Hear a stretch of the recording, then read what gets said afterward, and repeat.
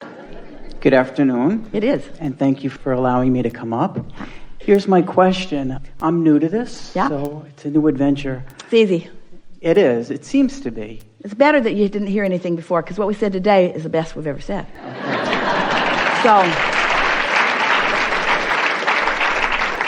So my question surrounds people in your life. So let's say that you are trying your best to be a happy person and align yourself vibrationally with Source, and that's all going well. And then you have many brothers and sisters and friends like I do who call me and use me as somebody to vent off of, to express issues or problems.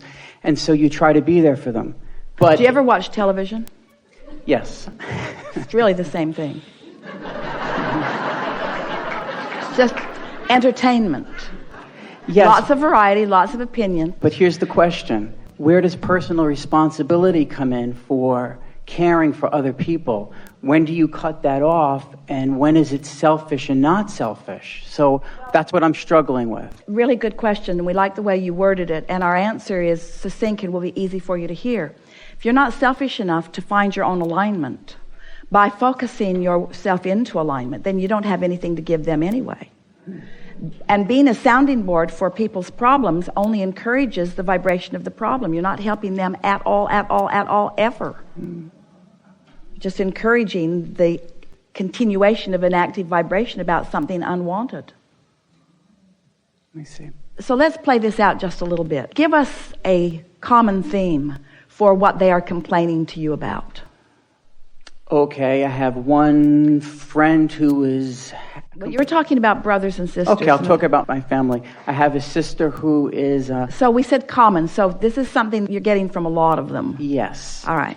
And it's about feeling left out and feeling isolated and not being included. And I'm trying to say, going back to the other ones, hey, you need to include this one more because she's feeling left out. And they're saying, what are you talking about? We include her. And then I go back and... Yeah.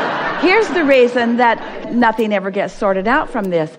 If someone feels left out, then that's the lens through which they are observing life. So when you hear your sister's complaint and you acknowledge she feels left out, so we all need to help her with a different condition that makes her not feel so left out.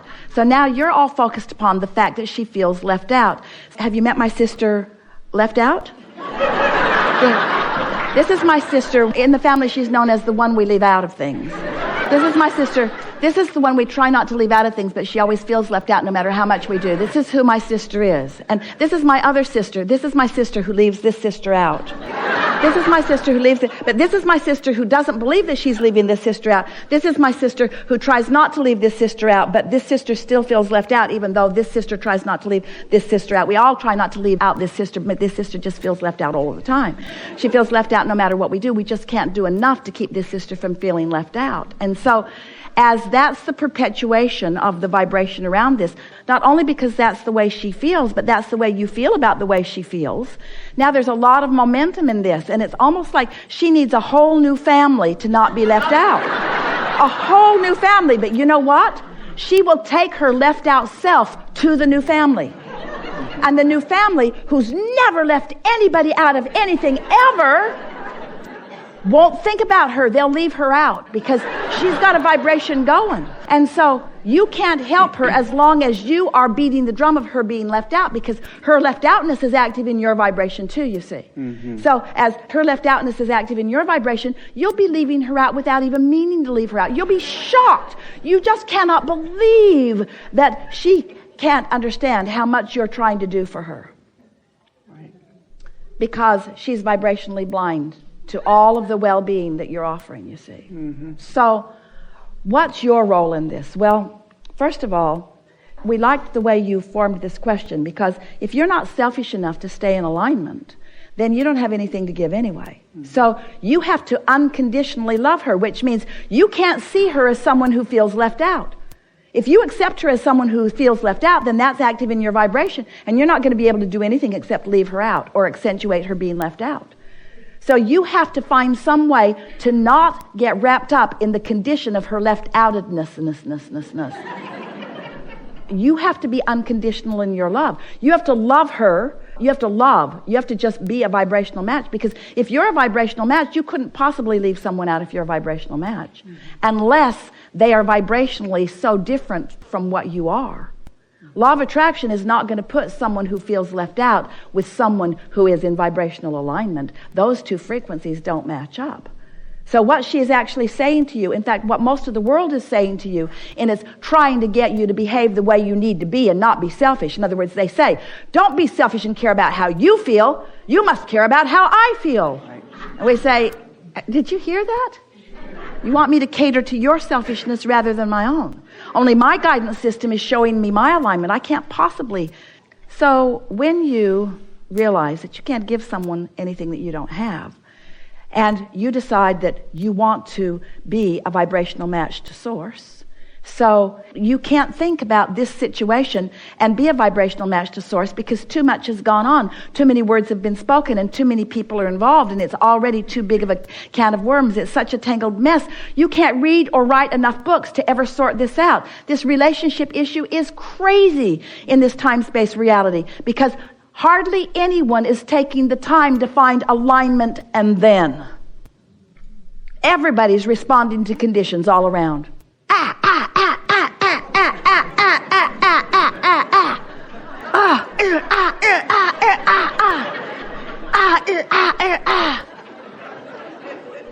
You all need to be different, because I'm having a rough ride over here. You all need to be different. I just can't take it anymore. I need a vacation. I need a different family. I need things to be different. We say, you cannot get there from there. You've finally got to stand where you are and accept that you've put it all in the vortex.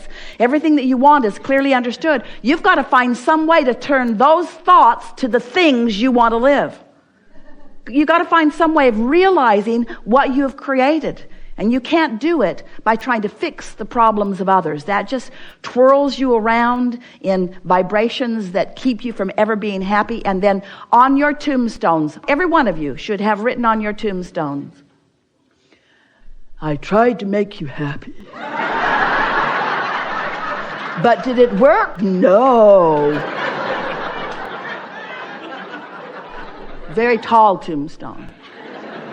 I tried to make you happy. I stood on my head in every possible way.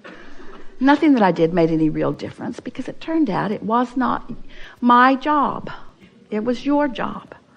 So I wasted my life trying to do your job instead of doing my job. My job is to find love. And if I can't love you, then I'll think about something more general. Easy to find things to love. It's easy to find a feeling of love. It's easy.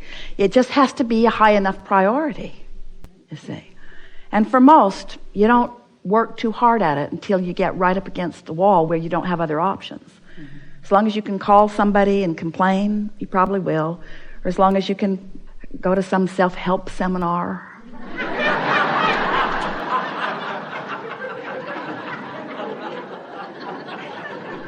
But what it comes right down to is you got to care about how you feel. You must be selfish enough to care about how you feel, enough to find your alignment with Source, or you have nothing to give anyone. So you can tell when you're helping others by the joy that you feel. Right. So you walk around in joy. People all around you have problems, and they say, he doesn't care about us. Look how happy he is. If he cared about us, he'd be miserable too. You believe that? All right, we're really onto something. So let's say you have a lot of money. So you share your money with others around you. It's natural, it's easy. And then they say, oh yeah, you gave me $100,000. You could have given me so much more.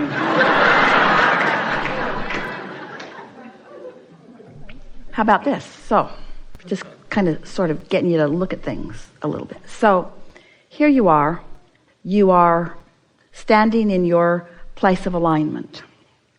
And because you are in alignment, all the resources of the world are flowing to you. And so you share your clarity with someone who's confused, and they're mad at you for not suffering with them. Or you share your abundance with them, and they're mad at you for having more than you deserve. So, what they're actually meaning, we want you to hear this, because once you get this, something's going to change inside of you that's going to make life easier for you. Most everybody you know, drum roll please, is evaluating your value to them, your gift to them, through your suffering. If you're not sacrificing, it's not a valid gift. Oh yeah, she gave me $100,000, but God, she's got millions. That gift is meaningless. It's not like it was the last dollar she had. That would have been meaningful. So, how dare you find alignment and joy in the midst of circumstances that are troubling? How dare you be happy when someone you love isn't? How dare you? Because so often they are determining your gift to them through your willingness to suffer. And you got to get this turned around, because if you're suffering, you got no gift to give. You can't get sick enough to help sick people get well. You cannot get poor enough to help poor people become prosperous. You cannot become confused enough to bring clarity to a situation. In other words, if you're not willing, if you are not selfish enough to care about the way you feel, the only reason that you could ever feel negative emotion is because your inner being won't join you in the suffering. Isn't that nice to know? The only reason that negative emotion even is realized by me is because I've chosen a vibration that my inner being won't join me in. Inner being, you should come over here and feel bad with me so I don't have to feel bad. But your inner being doesn't, source doesn't. When you stood before Jesus dripping your illness, he did not see your illness. He knew your wellness. He knew it, and he didn't just try to do it in that moment. He had practiced knowing well-being long before you walked in dripping your illness. If you were the first one, he probably would have noticed your illness. He found alignment and stood in knowing of your well-being. And when you stood before him dripping your illness, he saw it not. Instead, he saw the vibrational version of you. He saw the vortex version of you. He knew the well-being version of you. He was selfish enough to not go where you are. He cannot help you if he goes where you are. That reality already is. All he can do is enhance that reality. Instead, he stood in your new reality. He held the vision of it. And your illness could not abide in his vibration. We're getting a little rowdy. Your illness could not abide in his vibration. And then he said, go forth and tell no one. What he really said is, don't talk about it. Don't talk about it. Don't go home. Don't talk about it. They'll talk you right back into it. Because reality for them is different than reality is for me. And so you got a choice. You can feel good or bad, period. Never mind the condition. Because the condition of what is only the manifestation of the vibration that's been going on. It does not have to continue. You can change the vibration now, no matter what. You can change the vibration anytime, anywhere. You just got to practice it a little bit. And after a while, you can be unconditional in your alignment. You can be unconditional in your well-being, you see. And when you think about it, most everybody, they love you. Your brothers and sisters love you. They love you. They want you to thrive. They just don't like the comparison between your thriving and their not thriving. But they're not against your thriving. They're rooting for their own thriving. You've just got to stand steady in the thriving and root for their thriving. And you can't sacrifice your thriving in the moments that they're not thriving, because that will lead to not what you're reaching for them or for you. Best discussion ever. Ever.